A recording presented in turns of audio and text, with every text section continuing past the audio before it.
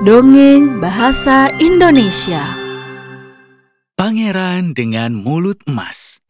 Di kerajaan mistis Tibara, hiduplah Kandorhe, seorang penguasa yang kebaikannya melegenda seperti makhluk ajaib yang menjelajahi negerinya. Ayah sudah menatap peta itu selama 3 hari. Perkamen itu mungkin akan terbakar karena tatapan ayah yang tajam. Shalom, anakku. Rakyat kita semakin putus asa. Para luminari di hulu sungai menuntut upeti yang lebih besar setiap musimnya. Harta kita menipis, tapi hasrat mereka akan harta semakin besar. Mohon maaf yang mulia, tapi sudahkah kita bertanya dengan baik? Mungkin mereka hanya perlu ditanya dengan sopan. Saran anakku, makhluk-makhluk purba ini telah menjaga sungai itu sejak sebelum kakek dari kakekku lahir. Mereka hanya berbicara dalam bahasa upeti dan tradisi. Mungkin sudah saatnya seseorang belajar berbicara bahasa mereka dengan benar. Ayah, izinkan aku mengembara ke sumber sungai. Tentu saja tidak. Tidak ada anakku yang akan memasuki wilayah Luminare. Ya, beruntunglah aku juga anak dari ibuku yang selalu mengajarkanku untuk menolong orang lain yang membutuhkan. Dia ada benarnya? Saran, pernahkah kau merasa kita ditakdirkan untuk sesuatu yang lebih besar? Maksudmu, lebih besar daripada usahamu sehari-hari untuk meyakinkan staf dapur bahwa kue coklat termasuk dalam kategori sayuran? Aku serius. Rakyat kita menderita sementara kita hidup nyaman. Luminare memegang kunci kemakmuran kerajaan kita. Tapi tidak seorang pun pernah mencoba memahami mereka sepenuhnya. Kau tahu temanku, kau mungkin ada benarnya. Bagaimana kalau makhluk-makhluk ini ternyata bukan monster seperti yang diyakini banyak orang? Tepat sekali. Bagaimana kalau mereka hanya disalahpahami? Maka, di bawah bintang-bintang yang mengawasi, 2 hati muda membuat keputusan. Yang mulia, aku secara resmi meminta izin untuk menemanimu dalam petualangan yang berpotensi nekat, pastinya berbahaya, dan pasti diperlukan ini. Izin diberikan, Tuan Saran. Meskipun aku harus memperingatkanmu, kita mungkin akan bertemu makhluk bersisi, napasnya mengerikan, dan keterampilan sosialnya dipertanyakan. Jadi, pada dasarnya seperti Paman Norbu yang pemarah saat makan malam keluarga? Itu sangat benar sekali. Baiklah, saat fajar, kita mulai pencarian ke sumber sungai. Bersama seperti biasa? Bersama seperti biasa.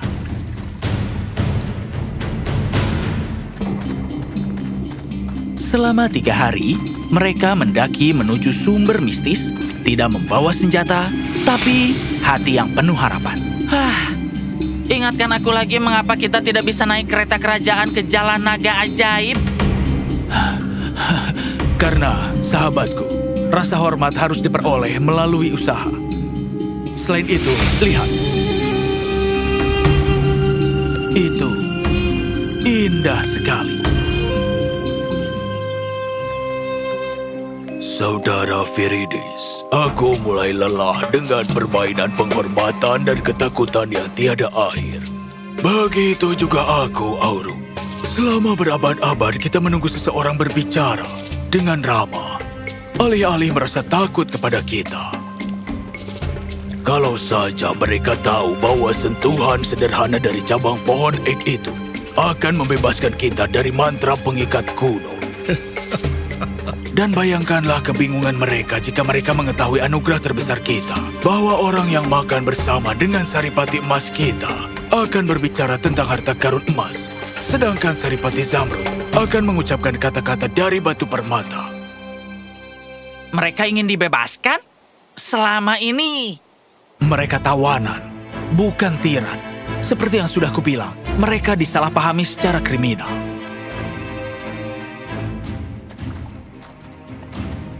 Luminare yang mulia, kami datang bukan sebagai penakluk, melainkan sebagai pelajar yang mencari kebijaksanaan. Demi angin purba, akhirnya seseorang berbicara dengan hormat, alih-alih menuntut atau memberi penghormatan. Oh, Auru, Menurutmu mereka ada di sini untuk membantu, bukan malah mengambil? Wahai makhluk agung, kerajaan kami menderita. Tapi bukan karena kekuatanmu, melainkan karena ketidaktahuan kami. Kami ingin memahami, bukan menaklukkan.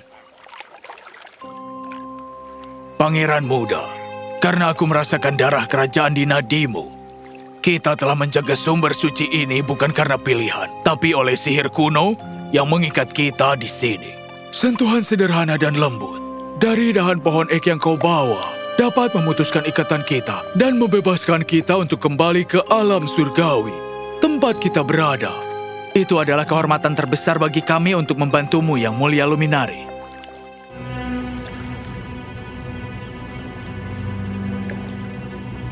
Atas kebaikanmu, terimalah hadiah ini, hakikat keberadaan kami, agar kata-katamu dapat menciptakan keajaiban.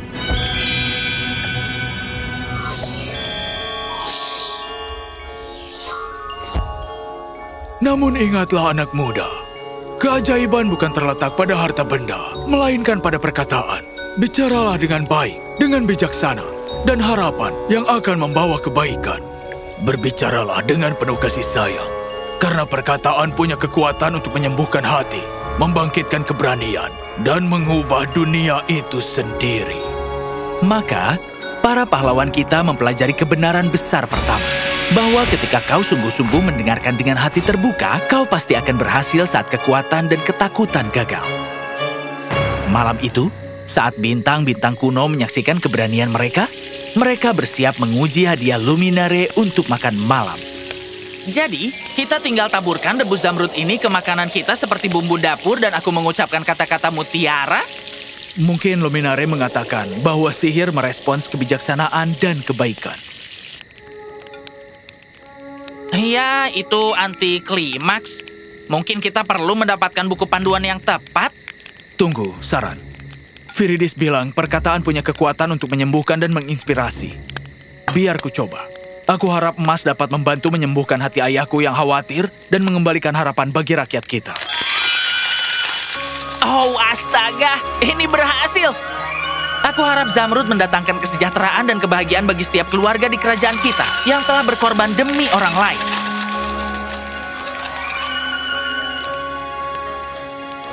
Ternyata Luminare benar. Keajaiban merespons kebaikan hati kita, bukan keserakahan dalam pikiran kita. Saat mereka berdua melanjutkan perjalanan, mereka menemukan bahwa petualangan terbesar akan datang dari membantu orang lain menemukan kedamaian. Aku menemukannya pertama kali di gua tua itu. Tapi akulah yang menyadari keajaibannya. Hai teman-teman. Apa yang menyebabkan perselisihan sengit di pagi yang indah ini? Topi tembus pandang ini memberi pemakainya kekuatan untuk menghilang. Kita semua menginginkannya, tapi tidak bisa memutuskan siapa yang boleh memegangnya. Bertengkar karena sesuatu yang membuatmu menghilang rasanya agak ironis ya. Mungkin daripada bertengkar, kita bisa cari cara agar semua diuntungkan. Boleh aku menyarankan pertukaran? Apa yang mungkin dapat kau tawarkan yang lebih baik daripada ketidaktampakan? Aku harap ada cukup emas untuk memastikan kalian masing-masing dapat mengejar impian kalian tanpa rasa khawatir.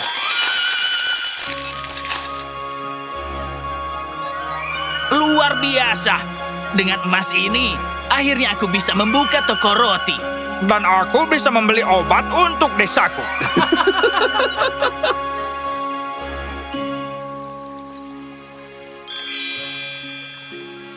Dan kita dapat alat yang berguna untuk perjalanan kita membantu sesama. Semua orang menang ketika ada kebaikan. Tidak lama kemudian, mereka bertemu dengan Grumpy Dwarf yang sedang bertengkar memperebutkan sepasang sepatu bot usang. Sepatu bot 7 liga ini milik siapapun yang terpendek. Tidak, siapapun yang berjenggot paling panjang. Tuan, mungkin sepatu bot kalian akan lebih berguna jika membantu orang berkeliling dunia untuk menyebarkan kegembiraan? Sebagai rasa terima kasih, mereka dengan senang hati memberikan sepatu bot ajaib itu kepada Saran. Maka dari itu, para pahlawan kita belajar bahwa keajaiban terbesar bukanlah mengambil apa yang kita inginkan, tapi memberi apa yang dibutuhkan orang lain. Saran mengenakan sepatu bot kiri, dan Pangeran Shalu mengenakan sepatu bot ajaib kanan. Dengan menggunakan sepatu bot ajaibnya, mereka ingin pergi ke tempat yang paling membutuhkan mereka dan menemukan diri mereka di kerajaan Serendia. Tempat hati diliputi ketidakpastian. Orang asing, kau tiba di waktu yang paling tepat. Penguasa kita telah melakukan perjalanan menuju alam abadi. Kita mencari seseorang yang punya kebijaksanaan dan yang murah hati untuk membimbing kita. Nyonya, apa yang membuat Anda yakin kami bisa membantu? Ramalan kuno berkata tentang pemimpin yang tidak hanya punya berkat ajaib, tapi juga perkataan yang menyembuhkan dan memberi inspirasi. Bisakah kau menunjukkan kebijaksanaan seperti itu? Bisa kau beri kami waktu untuk kami berbicara empat mata? Sahabatku, izinkan aku mengamati orang-orang ini dulu. Mungkin kita bisa lebih memahami kebutuhan mereka yang sebenarnya.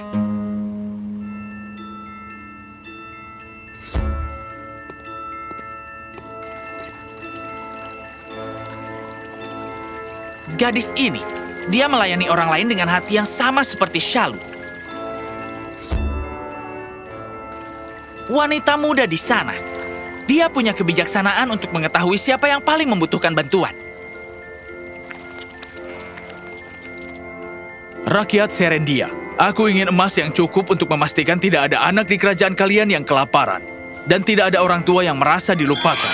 Perkataannya penuh dengan rasa belas kasih yang tulus, sehingga wajah orang banyak berseri-seri dengan harapan. Dan aku berharap Zamrud dapat mendanai sekolah tempat anak-anakmu dapat belajar bukan hanya huruf dan angka, tapi juga kebaikan dan keberanian.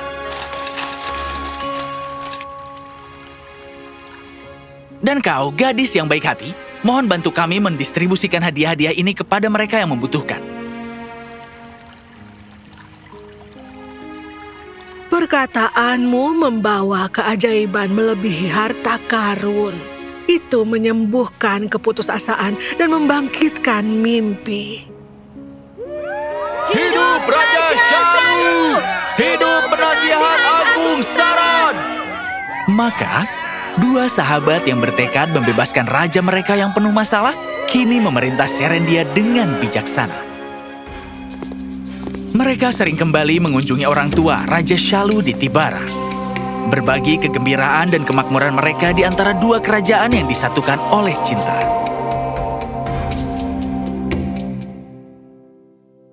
Setahun yang lalu, dua makhluk mistis memberi kita hadiah yang mustahil, hanya karena kita menunjukkan empati kepada mereka.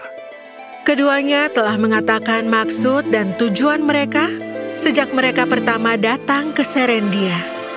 Jujur saja, aku hanya ingin membantu temanku. Koin emas yang jatuh dari mulutnya pastilah hasil dari hati emas yang dimilikinya.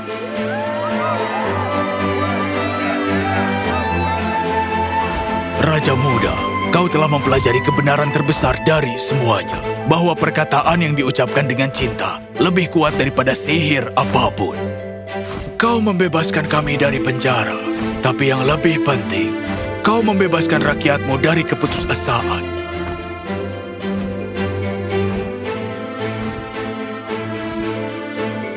Luminare yang mulia, kami selamanya berterima kasih atas kebijaksanaan dan berkat kalian.